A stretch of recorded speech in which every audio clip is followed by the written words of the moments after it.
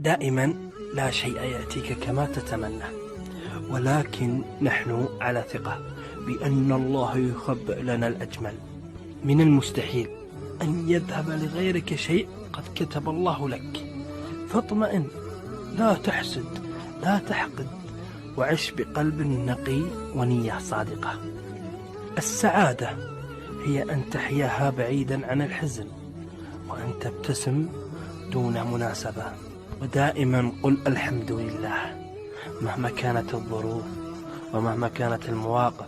لا تحمل بقلبك سوى حسن النية، فعلى نياتكم ترزقون.